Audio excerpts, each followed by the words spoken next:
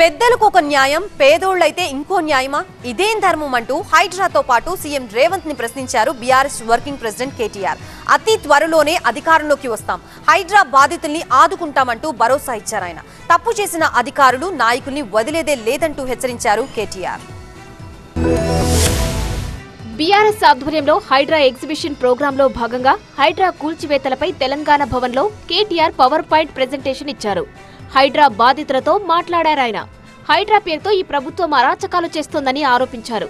అక్రమంగా నిర్మాణాలు చేపట్టారంటూ గతంలో భట్టి విక్రమార్క 15 మంది బిల్డర్లపై పవర్ పాయింట్ ప్రెజెంటేషన్ ఇచ్చారు. కానీ ఇప్పటి వరకు ఒక్కరిపైనా యాక్షన్ తీసుకోలేదు.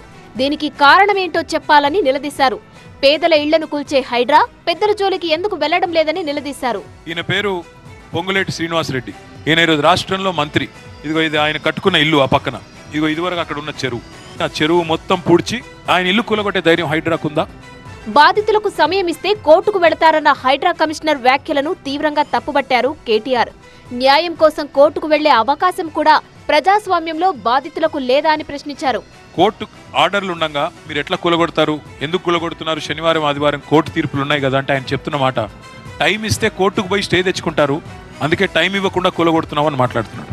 మంత్రి పొంగులేటి సహా చాలా మంది నేతల నివాసాలు ఎఫ్టీఎల్ పరిధిలో ఉన్నాయి. వాళ్ల దగ్గరకు వెళ్లే ధైర్యం హైడ్రా కమిషనర్ కు లేదన్నారు.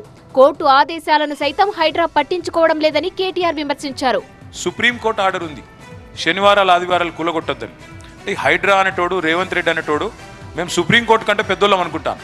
సుప్రీంకోర్టు చెప్పినా ఇనేది లేదు, మేము కూలగొడతామని చెప్పి మొత్తానికి ఆయన ఇల్లు కూలగొట్టిరు. ప్రతిపక్షంలో ఉన్నప్పుడు ఇళ్ల కూల్చివేతను వ్యతిరేకించిన రేవంత్ రెడ్డి సీఎం అయ్యాక స్వయంగా పేదల ఇళ్లను కూల్చడంపై దృష్టి పెట్టారని విమర్శించారు కేటీఆర్. కేవలం 500 రోజులు ఓపిక పట్టండి, కేసీఆర్ మళ్లీ సీఎం కాబోతున్నారు, హైడ్రా బాధితులను ఆదుకుంటామంటూ కేటీఆర్ భరోసా ఇచ్చారు. ఎక్కువ రోజులేమీ లేదు, కేవలం 500 రోజుల్లో తిరిగి కేసీఆర్ గారి ప్రభుత్వం ఈ రాష్ట్రంలో వస్తుంది, మీకు న్యాయం చేసే బాధ్యత మాది. యూపీలో బుల్డోజర్ వస్తే అడ్డుకుంటానన్న రాహుల్ గాంధీ తెలంగాణలో పేదల ఇళ్లు కొలుస్తుంటే ఎందుకు మాట్లాడడం లేదని కేటీఆర్ ప్రశ్నించారు.